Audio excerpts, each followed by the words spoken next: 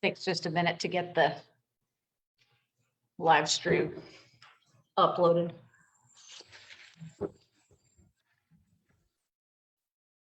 And ladies and gentlemen, we are live on Facebook today with Dr. Charles Ziegler. You cannot see me, and I don't know why. I wish I could tell you, but I can't because for some reason it is not allowing me to see myself today. But I'm not the person that you need to see. The person you need to see is sitting in front of you. He is a professor of political science at University of Louisville, and he is an amazing and knowledgeable man. And I would like you to just enjoy the next half hour, however long we have with him, to be able to talk about the impact that the Russian invasion of Ukraine is going to have and already is having on the United States of America. So Dr. Ziegler, welcome. Thank you so much for taking the time to be with us today. I really appreciate you. Well, thank you, Tara, for that kind introduction. Happy to be with you. You know, it's interesting because a lot of people have asked the question, how does this impact me?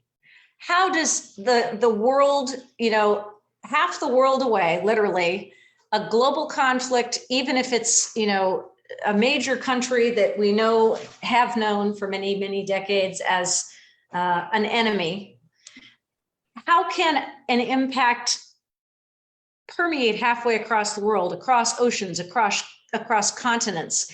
And I wanted to just reflect on some of those things with you because I've been doing some reading myself, you know, in agriculture, in mining, in industry. The Ukraine plays a huge role.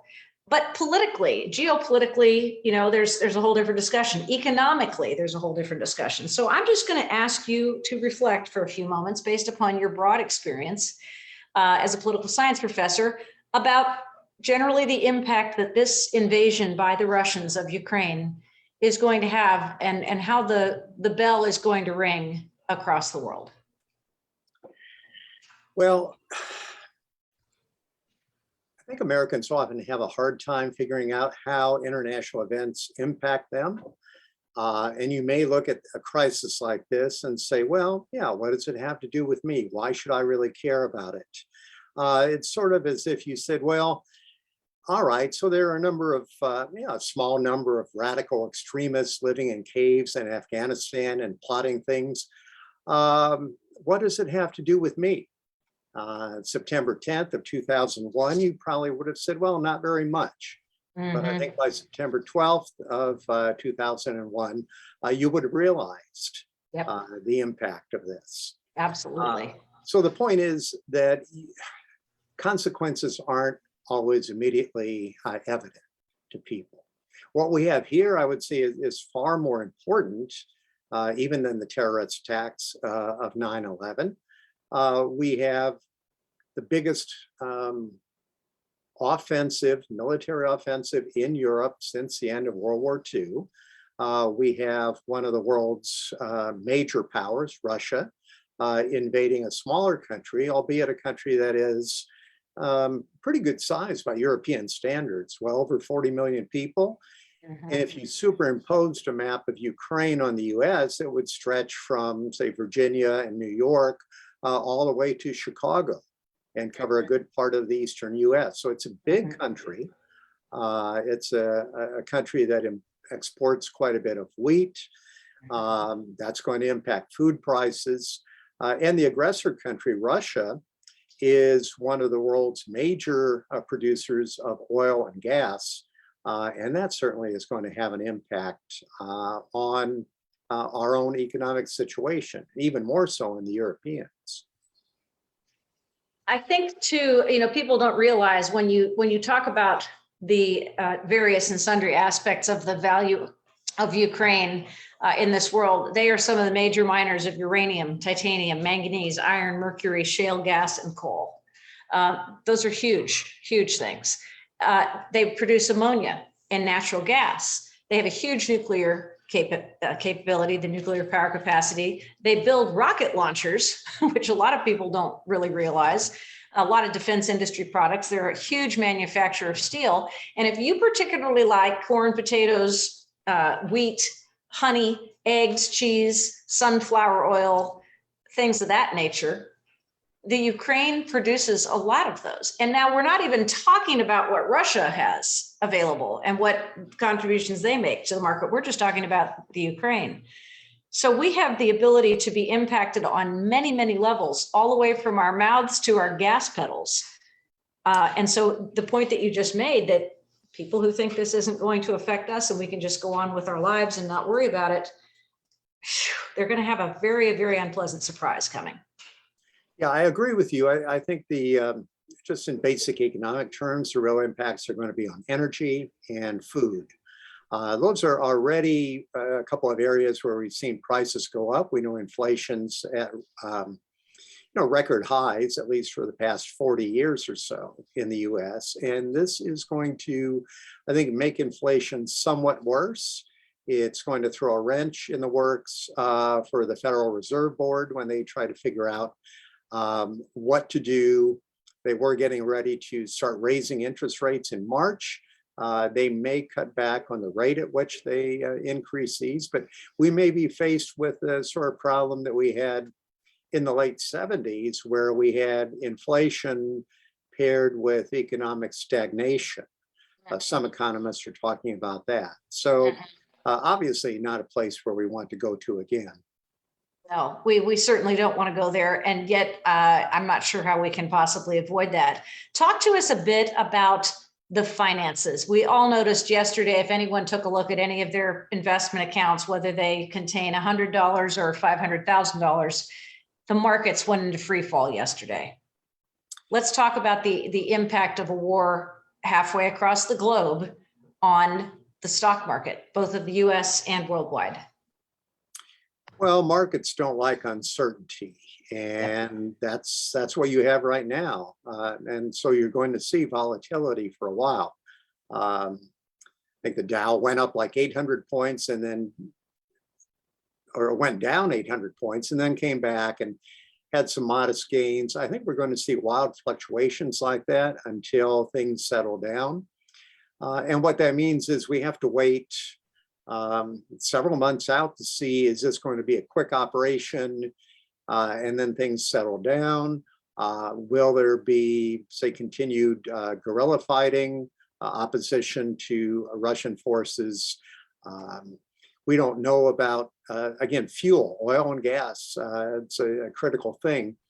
Will those supplies to Europe be interrupted? If you take off the market Russia's 5.5 million barrels per day that it exports, that's it's 5.5% of the world's supply of oil, and that would have a real impact on prices.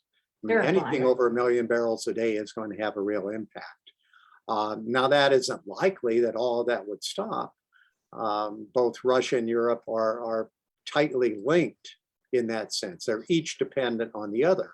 So it's in neither side's interest to interrupt those flows of oil or gas. If that would happen, then I think we are really going to be facing a pretty dire situation. And again, Americans might say, well, what's it matter to us? Because we have our own supplies of oil and gas. But that's not the point. The point is this all feeds into an international market. And so if you take off a certain number of barrels produced per day, that's going to increase the price of oil worldwide. And natural gas prices, while they don't fluctuate quite as much as oil, they do track oil pretty much. Now, we've been lucky in that we produce enough natural gas. The prices are really pretty low, even with the recent spikes. Nothing like what the Europeans have seen. You know, one of the things that touched my heart today, truly, was seeing the former Ukrainian president in the streets with a Kalashnikov across his chest and a group of, they're basically freedom fighters. And he said, in the last 2 days, we've assembled over 300 freedom fighters. Now we're talking about a guy who was literally running the country, taking to the streets in support of his own people. And I'm not sure what kind of following they're going to develop very shortly. I know a lot of people are leaving the country. I know that, you know, there's a terror being spread across the country as it seems that they are circling the capital, and the Russians are coming in at 5 different points around, the capital of the Ukraine.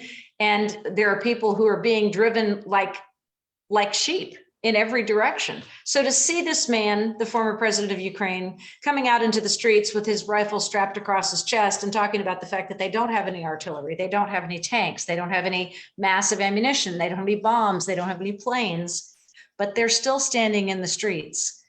I don't know. It really had a profound emotional impact on me when I saw that today. Well, I would hope it would to a lot of Americans. We started talking about the economic impacts, and yeah, that's important. I've got my own retirement fund. I don't like to see it crash and so on, but really we should think about the moral issue here. I mean, the moral issue is you have a country that basically manufactured a crisis based on a series of lies. So we have our own problems with truth in the media. So many sources of information are just wrong anymore. And we have politicians who go around spouting lies at the very highest levels. I think it's important for people to realize that when you have a government that spouts lies like Mr. Putin's government has, which claims that there's this cabal of neo-Nazis in power in Kiev, Terrifying. enacting genocide against Russians in the southeastern part, which in no way, shape, or form fits the UN definition of what genocide is. I mean, this was entirely built on lies, the idea that Ukraine would threaten Russia. So I would hope that my fellow Americans can search out good information and realize whether the lies are coming from the Kremlin or whether they're coming out of Washington or different places. Mar-a-Lago, possibly. I'm sorry? Mar-a-Lago, possibly. Possibly, yes. But people really need to go out and do their homework, because the point is that when people in authority lie like this, other people can suffer. And I think that's really the worst thing. All right, I'm not going to be happy if the price of gasoline goes up 20, 25, 30 cents at the pump. But that doesn't compare with people who are being killed in Ukraine, or people who are being driven out of their homes, whose duly elected democratic government is being overthrown by another government. I mean, that's serious stuff. And I think just, modest increases in the price of gas don't really compare. And I hope Americans would be able to look a little more deeply into this and not just the very superficial, oh, what's in it for me? You talked about, first of all, I want to mention the fact that gas prices are already at $3.60, $3.65 a gallon. What do you anticipate the rise to be? Well, I'm not a petroleum economist. Yeah. It could be 25 or 30 cents a gallon additional. Yep. But then, I've taught a course on oil and politics. And if you followed over the years, it always follows the same pattern where prices will go up, more producers will get in on the game at that point. They'll reopen old wells, they'll sink new ones. And then you end up with a glut of supply, and that'll drive prices back down. Then, those suppliers will get out of the business. You end up with a shortage or whatever, and the prices go back up. And so it just follows these waves of price increases and price decreases. That's not a big deal. I think a bigger deal is we're still, in a way, slaves to hydrocarbons. Yes. We haven't done as much as we should to get away from polluting oil, natural gas, coal. If we had moved much more toward renewables, I mean, the Europeans have to a certain extent, but if they had gone further with that, then they wouldn't be in this position that they are right now. Again, it all goes back to the fact that our economies still depend very heavily on hydrocarbons. Yeah, that's one of the things that is very frightening, because when people, as I said earlier, say, how does this impact me? They don't realize that, and somebody said, well, I'll just buy from American farmers. Somebody said that to me yesterday. Well, I said the price of, corn and the availability of potatoes and bees, which is a huge part of the Ukrainian economy, are going to go up. Well, we'll just buy from American farmers.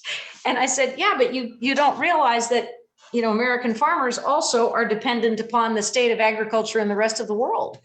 They can't provide it for all of us.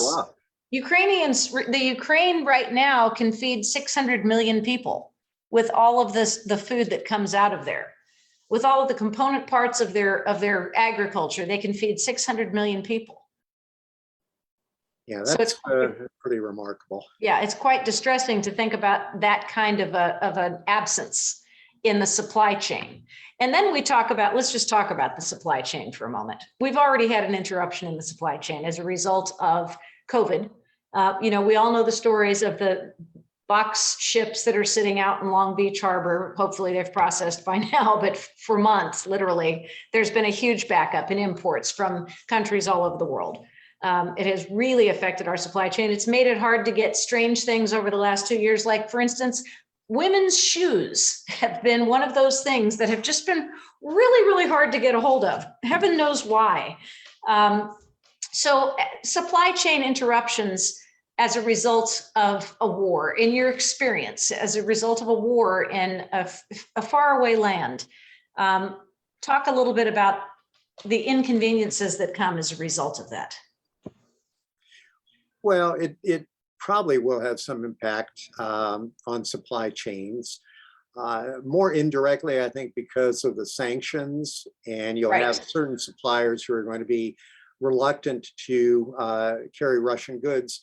But I mean, to be honest about it, Russia itself doesn't export all that much other than, again, oil, gas, weapons, only to certain countries, and then certain commodities, nickel and tungsten and that sort of thing. I doubt that it's going to have that major an impact on the supply chain. But again, I'm a political scientist, not an economist. Right.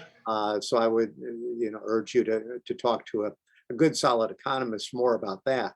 But I think it's much less severe than it would be, say, if this was happening with China. Right. There you would face some real problems, since China supplies so much of the consumer goods that we use. Russia does. Absolutely. It might interfere with your supply of Stolichnaya vodka, but other than that, I wouldn't sweat it too much. That could affect some people's lives profoundly. Let's talk about our homegrown politicians for just a moment, because this is something that I'm always fascinated by. We've heard so much conversation over the last few years about patriotism and what constitutes patriotism.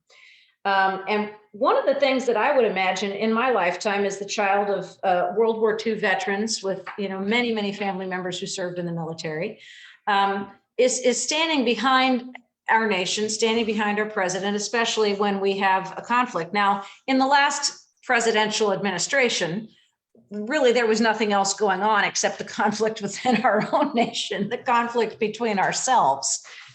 So you could basically despise the leader without betraying your country, so to speak, because we had a lot of political division within. In many instances, though, where there is a foreign aggressor, the expectation is that we would stand behind our president. And what I'm hearing from a lot of, especially the Republicans on Capitol Hill, is memes coming out about the weakness of our current president and what would have happened had our former president still been in charge. And we're hearing out of Mar-a-Lago what it would have been like had he taken the election, to the White House, which he believes he won. Just talk to us a little bit about what you feel is I would say, the risk that is being taken by members of our own leadership coming out in support of and saying things that indicate that they are validating Vladimir Putin. They're validating Donald Trump. They're validating this strongman conspiracy and setting aside the extraordinary value of supporting our current president? Just talk to us about that.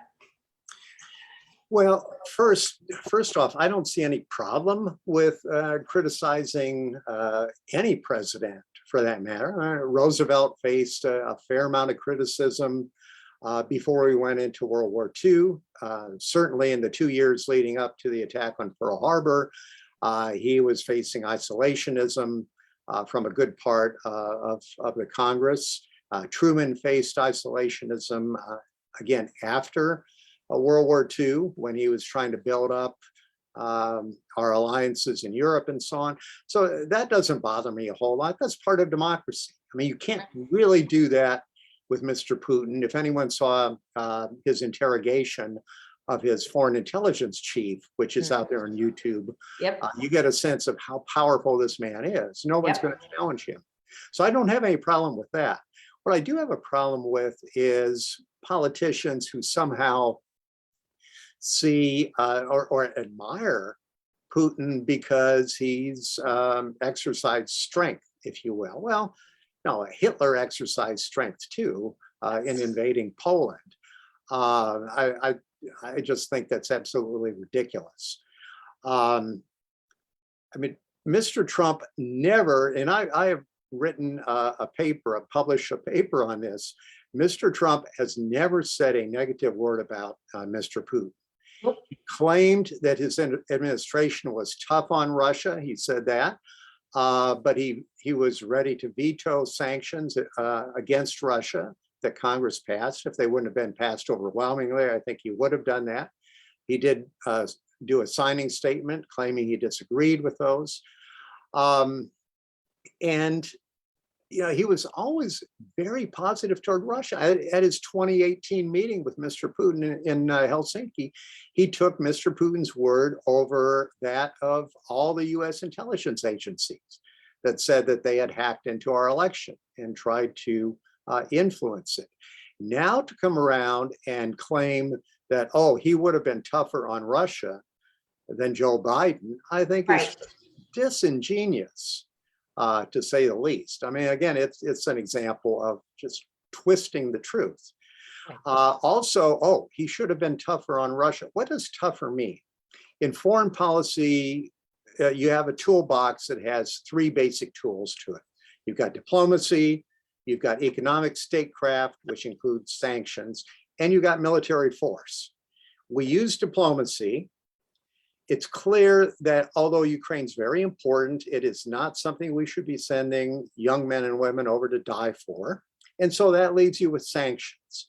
So then it becomes a debate over the extent of the sanctions and how far they should go on them. I'm not sure what else they would have had him do or what Mr. Trump might have done had he been in office. I mean, would he have started World War III over this? No, I doubt that he would have even criticized Mr. Putin over it. And he's actually expressed admiration for Mr. Putin, which I find very hard to believe. But then Mr. Trump always admired dictators more than democratic leaders. And the Chinese leader, the North Korean leader as well. Yes, Bolsonaro in Brazil, and good democratic leaders like Angela Merkel in Germany, he didn't get along with, or Trudeau in Canada. She was a woman too, don't forget. That probably was part of it. Played a little bit into it there.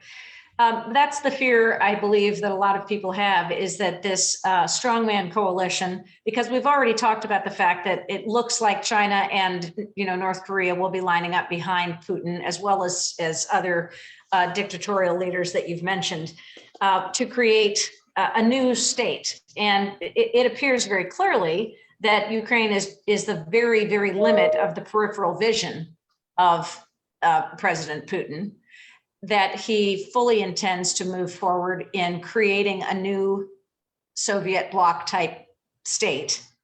And you mentioned the fact of if you overlaid a map, which I saw today, an overlay of a map of Ukraine on Europe, there's a lot of, there's a strong confidence that this invasion is going to exceed far beyond the barriers of the land mass of Ukraine. Reflect on the recreation of something as significant and which served such an enormous purpose and had such an impact on the state of the world as that Soviet Union of old prior to the wall coming down. Well, first of all, I would say no, he's not going to reconstitute the Soviet Union in the form that was in. That's not what's motivating him here. You have to understand that Ukraine was the historic center of the Eastern Slavic identity going back over 1,000 years. It's where Christianity first came into the Eastern Slavic world. And what Putin has done at this point is that he has promoted the idea of these, the Slavic core of the former Soviet Union. What that means is Russia, Belarus, and Ukraine. Look at Belarus for a second. We've seen demonstrations there in 2020 against Lukashenko, the president, very authoritarian man, the last dictator in Europe, as he's been called. And the criticism, the sanctions from Europe and the US was certainly warranted, but what it did was it drove Lukashenko closer to Putin because Putin was the one person he could count on. And part of this invasion of Ukraine has come from the north, from Belarus down toward Kiev. Mm-hmm. So he's got Belarus now, if not formally incorporated, it is in this so-called union state. And then he moves to the third major group of the Eastern Slavic peoples, Ukrainians. He brings those together. Now, does that mean that he also wants to move and take over the Baltic states, Latvia, Lithuania, Estonia, or take over Moldova or the republics in the Caucasus or Central Asia? No, not really. He's already gotten a lot of what he wants there. In Moldova, there's this Transnistria conflict.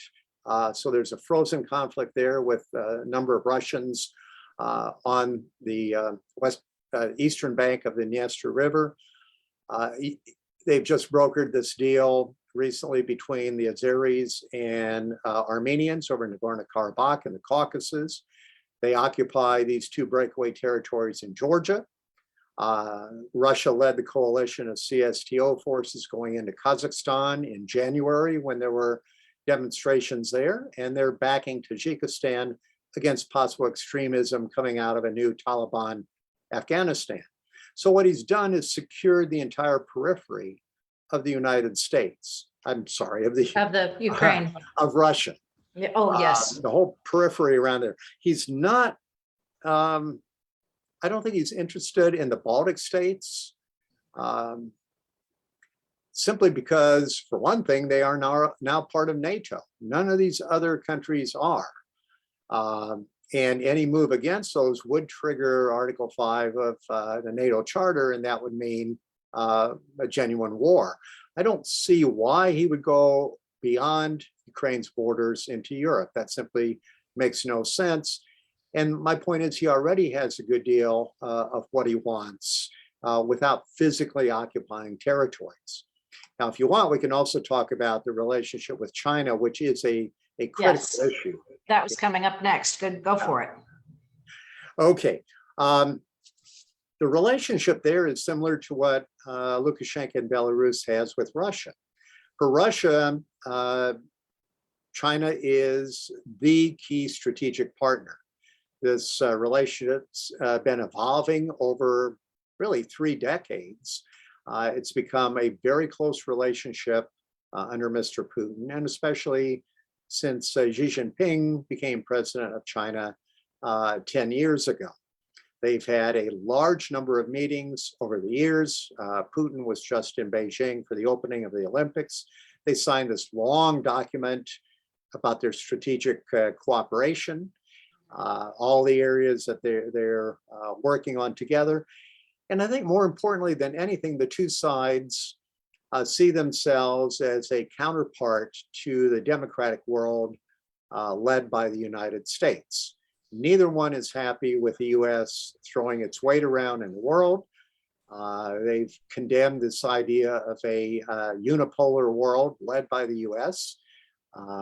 Both are nationalistic countries that feel that they're not accorded the respect that they're due from the United States or its allies in Europe. It's just that China is more cautious than Russia, however. And you've seen this in their response to Russian moves in Ukraine, where it's a very wishy-washy statement about, well, sovereignty should be respected and territorial boundaries should not be changed by force, but Russia has security concerns. We understand that.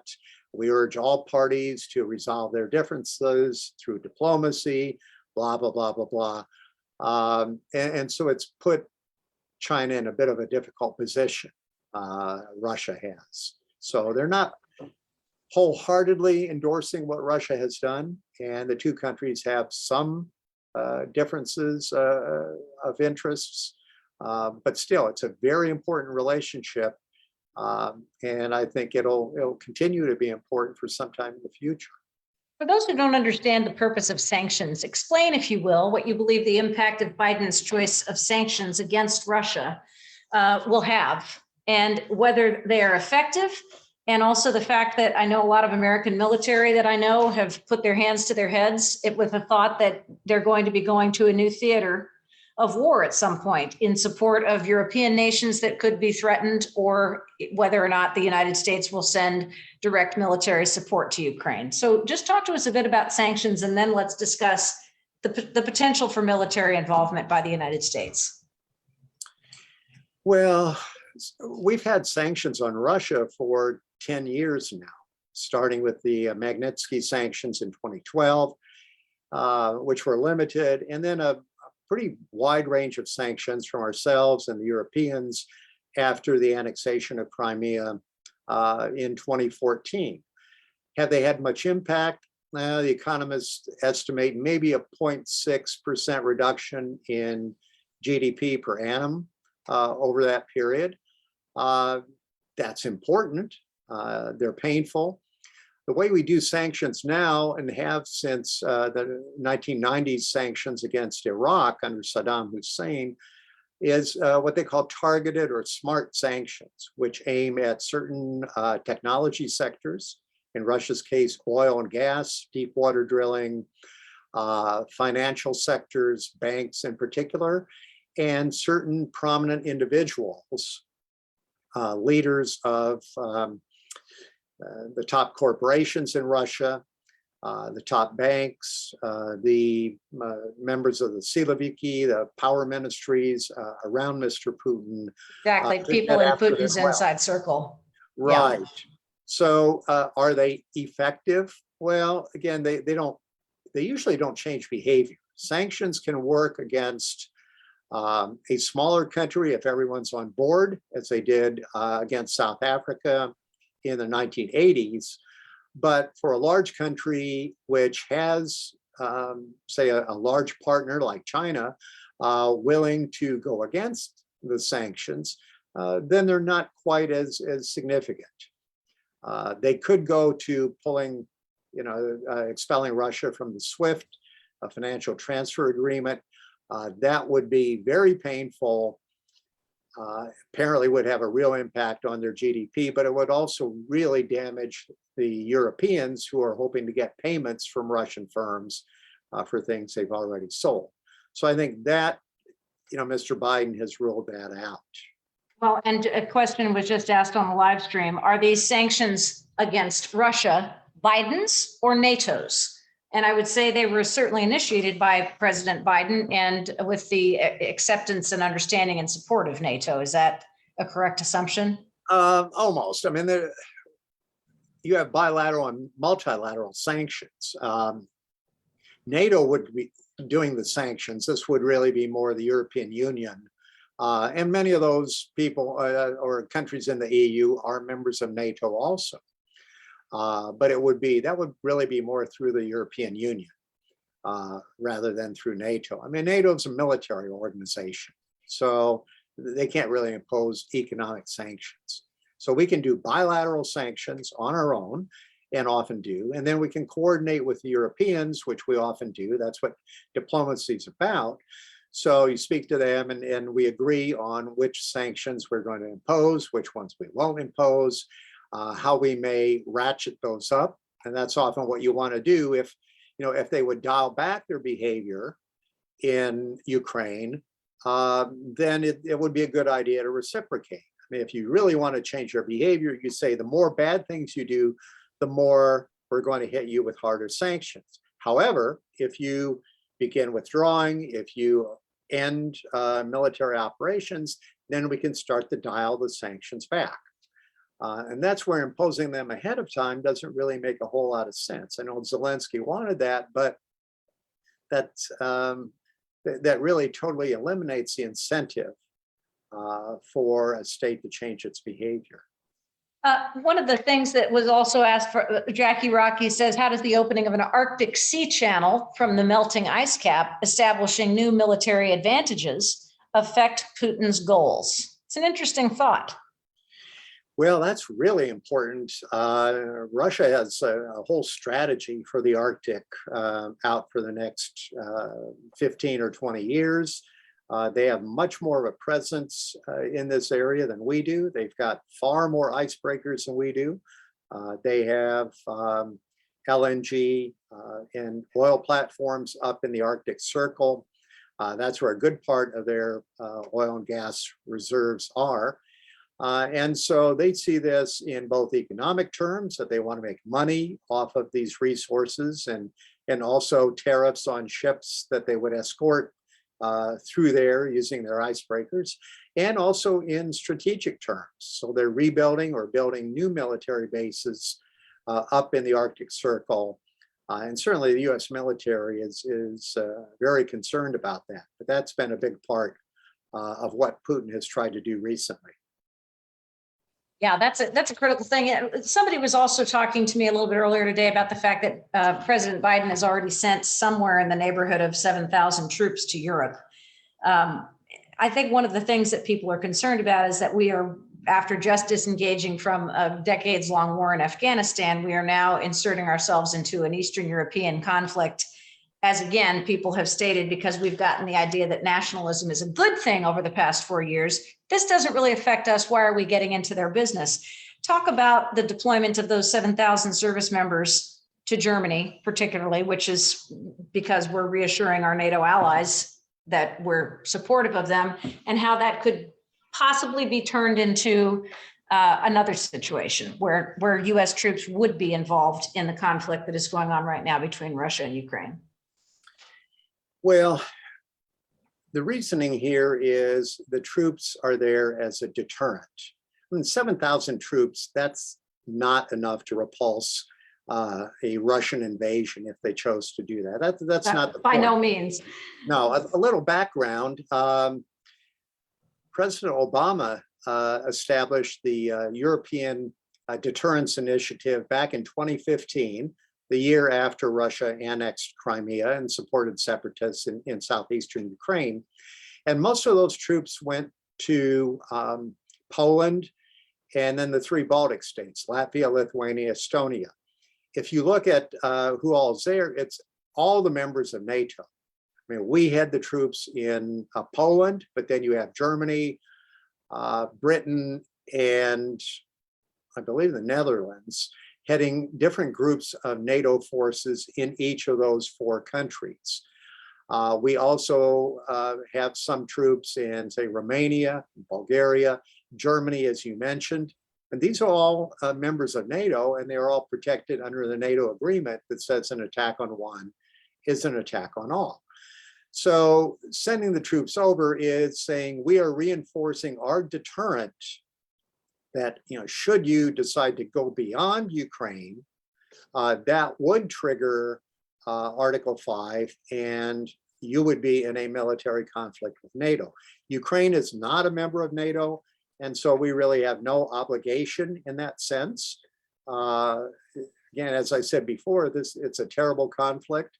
I mean, my heart bleeds for these people, but if you're making policy in Washington, you have to be hard-headed and say, well, is it in US national interests to get into a major war with a nuclear armed country over a country like Ukraine, to which we have no treaty obligations. We do have treaty obligations to the other members of NATO.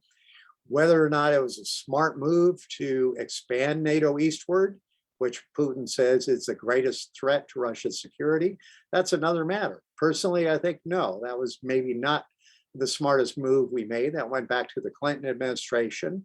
And they pretty much did that because the Poles and some of the other East Europeans were determined that they wanted to be members of NATO, be under the NATO security umbrella.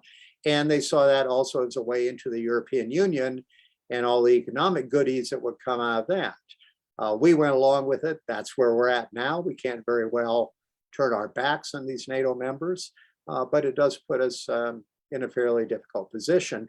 And so we need to support those NATO allies through a show of force. A number of commentators particularly brought up the discussion that Putin had the other day when he virtually threatened the use of nuclear weapons. So let's talk about the stability of a leader who has operated under MAD, mutually assured destruction, for decades, because that's the only thing that has kept, in many people's view, the world from blowing up to this point. Because the idea that if one country fires its nuclear weapons, the other country will respond, and in a matter of exchange of a few moments, the entire world will be uninhabitable and destroyed with the number of nuclear weapons we have. So mutually assured destruction for many, many years was the go-to theory that kept people from putting their finger on the trigger. A lot of discussion was had about the instability of our former president having his finger on the nuclear button because of the decisions that he made. So talk to us a little bit about what you believe to be Vladimir Putin's state of mind at this point, that he would even make the suggestion that we would have, and of course Trump did too, you know, the powers of hell raining down on us. I mean, speaking in the most literally fantastical terms, you'll never experience anything like this. You know, is he threatening to use nuclear weapons against the United States, in your opinion? Well, that seems what that reference was. Now you mentioned mutual assured destruction. That's been around for a long time, since the early 1960s, when we both had enough nuclear weapons to deploy against the other side that, like you said, would destroy both countries. But during the Cold War, we had a number of mechanisms set up. Even though things got very dicey at certain times, we had these mechanisms like the hotline, Right. and a lot of procedures. We had arms treaties and so on, confidence building measures. A lot of that has disappeared in recent years as our relationship has deteriorated. We no longer have the ABM treaty. The Bush administration pulled us out of that in 2002. We don't have the INF treaty. Trump pulled us out of that. But all our NATO allies agreed that Russia was violating it. They were cheating on it. So you've got a deterioration, not so much of trust, because I don't think we can talk about trust, but just of sort of procedural regularities on both sides that, you know, we know what to expect. Now we don't know what to expect. Exactly. It seems irrational to simply go into Ukraine with conventional forces, because I'm not sure how much Putin is really going to achieve by this. The costs greatly outweigh the benefits. So if you talk about nuclear weapons, is he also not operating from a rational cost benefit analysis, which would say, yeah, the costs of using nuclear weapons far outweigh the benefits? It's scary. I mean, it's scary to me. But I would hope and assume he's simply blustering and threatening that, you know, were NATO to decide to move in militarily and begin defending Ukraine, that would be, you know, seen as a threat to Russia and could justify the use of nuclear weapons. But we're pretty much in uncharted territory right now. And that's really the scary thing. You know, I have such a tremendously involved listenership, which I just love. And we're over our original intended half hour, but I feel now like I'm back in a political science 400 class, which is, it's inestimable to me, the value of this, and an engaged viewership too. Peggy's asking if we can explain the NATO Emergency Defense Force and how that works.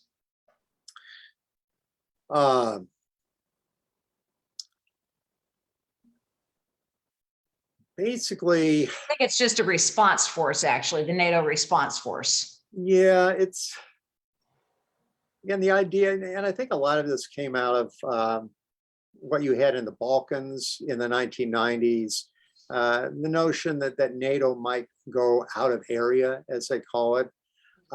Certainly not set up to deal with a major conventional conflict. And this is part of the problem now that, I mean, how to try to summarize in a few words. If you go back to the Cold War period, it was a face-off between two major, land armies, basically, along the Fulda Gap in Germany, face to face. And with the end of the Cold War, the US military posture got away from that so that we would become more mobile. When Don Rumsfeld had this idea of lily pads rather than bases. So the notion of being able to address smaller scale conflicts. Now, and this I think means that it's again, we need to recast our way of thinking. Now it seems like we're back more to the idea of large concentrations of conventional forces facing off against each other.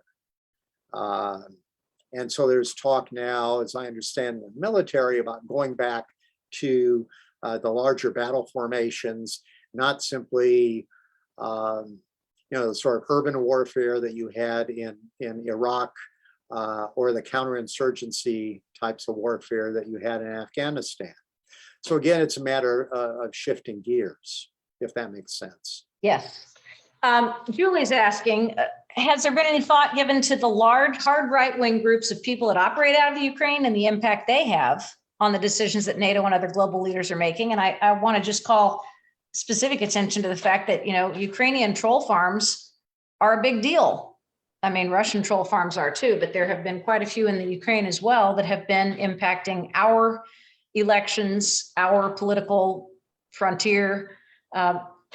Talk to us a little bit about, and then somebody in a corollary question just made the statement, why are we not expelling all Russians from the United States? Why are we not sending home students and doing it now? I mean, why are we waiting for sanctions, which will take a little bit longer to take place? Why aren't we taking an immediate action? So if you can just address those thoughts. Well, to take the last question first. Yes. I don't see why we would do that. First of all, there are probably hundreds of thousands of Russians who are here at the present time. Many are green card holders, many are citizens, actually. Yes. And then you have others who are visiting or doing research, and they're not responsible for what their government has done. I just, that seems to me almost racist to say something like that. I doubt that very many of them, support what the government's done. I've heard there are a number of demonstrations in Russia itself against what Mr. Putin has done. Yes, and thousands arrested too. That was that smacks to me of what we did with Japanese Americans living here. Exactly. In the 1940s. Internment camps. I can't see that. Yeah. On right-wing Ukrainians, yeah, there are some there. There are just as there are right-wingers in this country. I think the troll farms, though, in Russia are far better organized and far outweigh, just in terms of volume, what we see coming out of Ukraine. Again, some of this has been spun, I think, by right-wing forces in our own country who want to lay the blame on Ukraine rather than on Russia. Yes. Absolutely.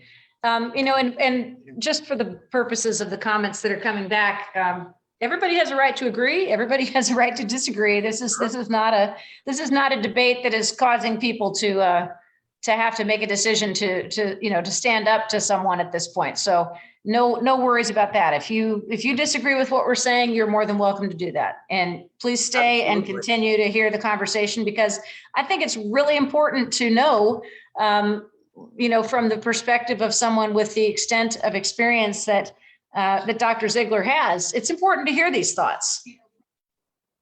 Whoops, sorry about that. I welcome, and I would disagree with people if I feel that what they're saying is incorrect. Now, I would expect people to disagree with me if they think what I'm saying is incorrect too. And if you've never sat, don't have all the answers. I do not. If you've never sat in a political science class in college, then you don't understand the liveliness of the discussions that go on, because one of the most delightful times in my life was the 4 years I spent at Portland State University. And in between all of the courses that I took as a political science major, being in the cafeteria and sitting and having these very, very accelerated discussions. Now, this was in the 1980s. So we were coming to the end of the Cold War. We were coming to, the Berlin Wall falling down. We were coming to, there were many, many changes taking place on the world theater. And so these kinds of discussions are very important. And whether you agree or disagree, I think that's one of the things we've gotten away with in the last few years. We've gotten away from the ability to have constructive discussion, disagree, and still walk away saying that was really an incredible exchange of ideas. Now it's, people feel like if you don't agree with me, then you can leave. If you don't agree with me, then don't talk to me. If what are we if we're in an echo chamber all the time? Well, we don't learn much that way. Exactly. It's much better to have somebody who will disagree with you and explain why in clear terms, and give you a chance to come back and explain why. Again, as long as people are not manufacturing information, making up things, we see quite a bit of that these days. But you're certainly right. That's what's happened, I think, in our political discourse. Is it's become, not, oh, you disagree with me, you have a different opinion, I respect that. I'm not going to agree with your opinion, but hey, you're welcome to it. To now the attitude that, oh, you disagree with me, so you're evil. That seems to be where we're at in our discourse, and that's really sad. It is. It's frightening. And at the beginning of the Breonna Taylor protests, when I was beginning to live stream, I had a lot of very, very open conversations with people with diametrically opposed views to mine, and always tried to be extraordinarily impartial, tried to give everyone a chance to state their opinions and have discourse that was truly legitimate, which turned into, over a period of a few months, exactly what you just described, which was an inability to hear someone's opinion which did not jive with yours, and the inability to hear another person who thought 180 degrees from you without taking offense and going on the offensive, as opposed to allowing people to have their opinions and be able to discuss them. So it's very important that we do hear each other, and that we do hear people who have an acknowledged expertise when they're speaking, because they may not be 100% right, but they have a lot more experience, a lot more involvement than the average bear, so to speak. So I appreciate the fact, Dr. Ziegler, that you have taken the time. And if you have any other thoughts you want to share, I've kept you for almost an hour, and I appreciate that. If you have any other thoughts that you want to share, let's take this last few minutes to do kind of a little bit of a wrap up. And if we have any last minute questions pop up on the stream, I'll bring them up to you. Well, I would just encourage your listeners, and it sounds like they are, a pretty well-informed bunch, but go out there, find the best information you have on what's going on. Let's hope that over the coming weeks, the situation gets resolved. I really, to be honest, I have very little idea what's going to happen here. I'm sure the Russian military is going to be able to conquer the country, if you want to call it that, at the cost of, bloodshed and destruction and so on. But one thing to remember is that, it was easy enough for us to move into Afghanistan in 2001 and conquer the country and occupy it. It's another thing to realize your end game. That is, what do you want to come out of that? We wanted a stable, more democratic,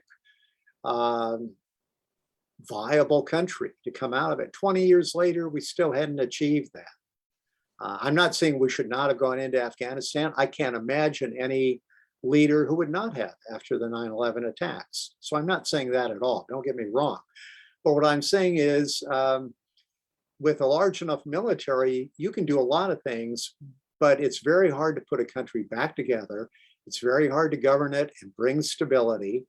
If the most powerful country in the world couldn't do that to a small, impoverished, illiterate country of some 28 million people, then I don't think Russia is going to have much better success with Ukraine. They're going to be assuming a huge burden. They're going to already have antagonized much of the world, most of the population in Ukraine. They're going to saddle themselves with tremendous debts. It's, again, in terms of the costs, they just seem to be enormous, regardless of whether you take into account sanctions and so on. So I don't see any really good way that this is going to be resolved. I would like to be optimistic about it. But I think Mr. Putin has made a huge mistake, even beyond just the moral side of it, which is certainly terrible. The lies, the violence, the killing, and so on. Frankly, I think it was simply a stupid move on his part. One other question Julie just brought up. Has there been any discussion about not doing anything at all and just staying out of it completely? No sanctions, no troops, no anything? And earlier in the comment, when someone said, you're wrong to equate this with internment camps, Julie's comment, and she's Canadian, Julie's comment was, it's more like shipping me back to Canada because you don't like what the convoy of truckers is doing. That's a good analogy, Julie. And don't worry, we'll never, ever send you back to Canada. You're here and that's it. With the chance that the Russian people will actually rise up and overthrow Putin, I don't see that happening. I know because of the clampdown that took place with a couple of thousand people who went out to protest, immediately arrested and thrown in to the gulag. And I'm not sure that they're going to ever see the light of day again as a result of that. I've never had the impression that Putin would be easily overthrown. Do you agree or disagree, Dr. Ziegler? Well, I can't see that's going to be a popular sort of uprising like you had in Ukraine in 2004 or 2014. I don't see. It would have to be within his own circle. And, who knows, that might be possible if the others of the elites believe that he's made a big enough mistake really here. But no, in terms of, and Russians don't want a popular uprising. They point out they've had at least 2 of those in the past century, and neither turned out very well. Yes. They don't really want to have another one. Like most people, they want to have a good job. They want to live well. They want their families to be safe. So no, I don't really see that. In terms of not doing anything, I'd go back to the morality issue and Yes. just because you're just saying, well, no big deal. We're not going to do anything about it. You have to at least condemn it. You have to engage in diplomacy. You have to, I would say, engage in sanctioning.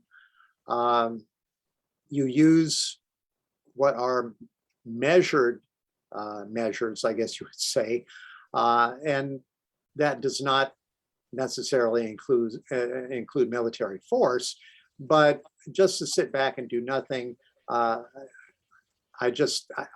can't see that. Yeah. Again, I think that would be immoral itself. Yeah.